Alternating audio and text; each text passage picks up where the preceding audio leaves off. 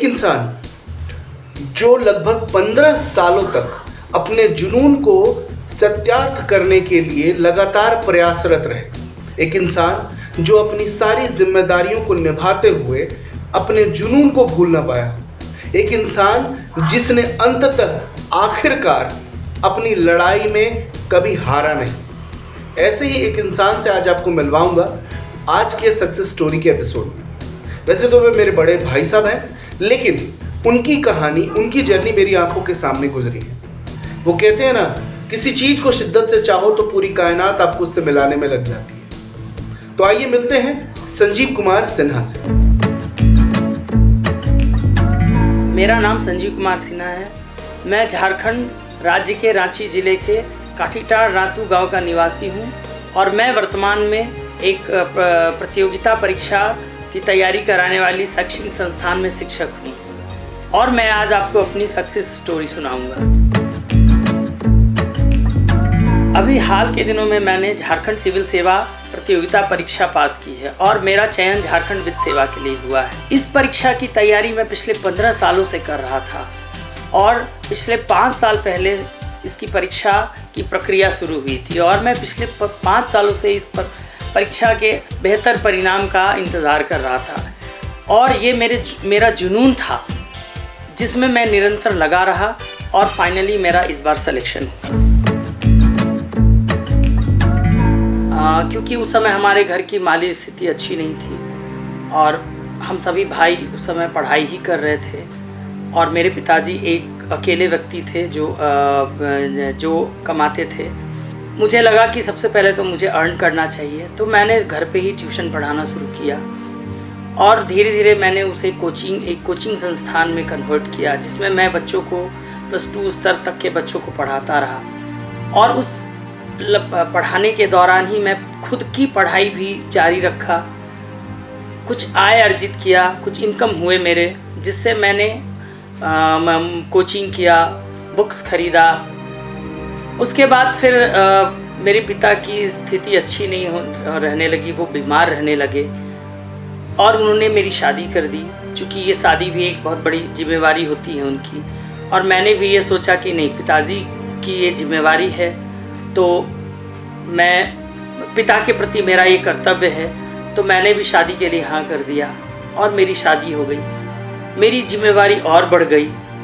अब लगा फिर कि मुझे कि मेरा वैवाहिक जीवन, यदि मैं तैयारी पे फोकस्ड होता हूँ तो पत्नी आई है, वो नई आई है, उसे समय नहीं दे पाऊँगा, परिवार को समय नहीं दे पाऊँगा। तो ये मेरे लाइफ में ये एक बहुत बड़ा आप कह सकते हैं कि ये चैलेंज था मेरे लाइफ का कि मैं अपनी पढ़ाई को किस तरह जारी रखूं और साथ साथ मैं अपने गृहस्थी की जीवन को भी किस तरह निभाऊं। कई जगह पे मैं नहीं जा सकता था पार्टी फंक्शन में, तो लोगों ने ये बोला कि ये असामाजिक हो गया है, कई प्रकार के ताने सुनने पड़े, लेकिन मैं उसको भी निभाता हुआ, सहता हुआ पढ़ाता रहा और पढ़ता रहा। चूँकि मुझे सुबह 7 बजे से लेकर दोपहर के 12-1 बजे तक पढ़ाने पड़ते थे, फिर शाम को 3 से लेकर 6 बजे तक पढ़ाने पड़ते थे और मैं लगातार नियमित 6 से 7 घंटे पढ़ता रहा। जब मैंने फर्स्ट सिविल सर्विसेज की एग्ज़ाम दी तो मैं पीटी में क्वालिफाई हुआ, लेकिन मेंस में मेरा सिलेक्शन नहीं हो पाया। मैं टूट गया। मुझे लगा कि अब छोड़ देना चाहिए। उस समय तक मेरी अर्निंग काफ़ी होने लगी थी। घर वाले भी फिर बोलने लगे कि अब छोड़ दो, इसी को करियर बनाओ, क्योंकि इसमें भी बहुत पैसा है और तुम अच्छा से कमा सकते हो। और मैं कमा भी रहा था और मुझे सामाजिक प्रतिष्ठा भी मिल रही थी, लोग मुझे जानने लगे थे एक अच्छे शिक्षक के तौर पर। थोड़े दिन तो मैं भी डिसअपॉइंट हुआ कि नहीं, मुझे छोड़ देना चाहिए, लेकिन फिर लगा कि नहीं, छोड़ देने से काम नहीं चलेगा और मैं फिर से अगली परीक्षा के लिए जुट गया। जब मेरी दूसरी बार मैंने दूसरा एग्ज़ाम दिया तो उस समय मेरा सिलेक्शन मेंस के लिए हो गया और मैंने इंटरव्यू दिया। लेकिन इंटरव्यू में मेरे कम नंबर आए और मैं 4 नंबरों से मैं पीछे हो गया फाइनल सिलेक्शन होने के बाद। वो सदमा मैं और मेरी पत्नी दोनों के लिए बहुत बड़ा सदमा था वो समय और हम दोनों काफ़ी डिसअपॉइंट हो गए। मेरी पत्नी भी डिसअपॉइंट हो गई और वो बोली कि नहीं, आप छोड़ दीजिए, क्योंकि मैं 1 सप्ताह तक जो है मेंटली डिप्रेस्ड रहा। फिर मैंने सोचा कि डिप्रेस रहने से काम नहीं चलेगा, और मैं फिर उठा, और मैंने उसके बाद पढ़ाना छोड़ा धीरे धीरे। मैंने ये सोचा कि कम अर्निंग कर अपनी जो बेसिक ज़रूरतें हैं उसको पूरी कर, बाकी मैं पूरा समय पढ़ाई में लगाऊंगा। और मैंने फिर अपने आप को फिर से इसमें अपने आप को झोंक दिया। इसी दौरान मैं रांची में पढ़ाने लगा, और एक विजय स्टडी सर्कल है जहाँ पे प्रतियोगिता परीक्षाओं की तैयारी होती है, तो वहाँ मैं पढ़ाने लगा। और पढ़ाते पढ़ाते मैं बस 2-3 घंटे पढ़ाया और बाकी समय अपने पढ़ने पे दिया। और मैंने मेरे घर के ऊपर एक छत पे छोटा सा रूम है, उस छत के छोटे से रूम में मैं पैक हो गया। मैंने गर्मी नहीं देखा, ठंडा नहीं देखा, बरसात नहीं देखा। फाइनली मैंने पीटी दिया, लेकिन दुर्भाग्यवश पीटी मैंने 2016 में दिया। उसके बाद कई केसेस हुए, कई लोगों ने इस पर केस किया, हाई कोर्ट में केस हुआ, सुप्रीम कोर्ट में केस हुआ। फाइनली 2019 में इसका मेंस का एग्ज़ाम हुआ। मेंस के बाद भी कई प्रकार के अड़चने आई, और वो अड़चन में मैं हिल जाता था।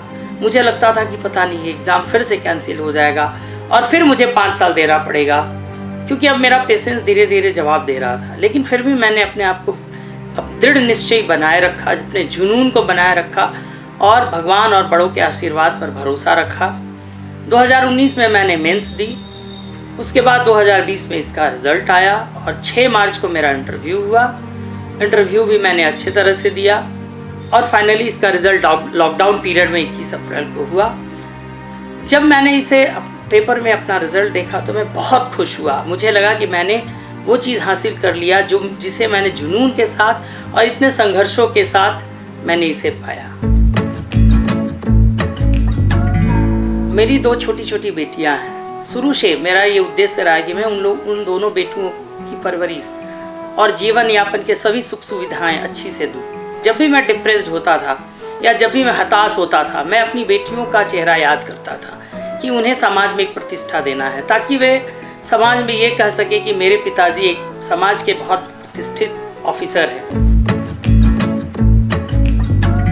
यदि आप किसी चीज़ को बहुत दृढ़ इच्छा शक्ति से यदि पाना चाहते हैं तो ये अवश्य आप सफल होंगे, बशर्ते कि आप धैर्य रखें और निरंतर उसके लिए प्रयास करें।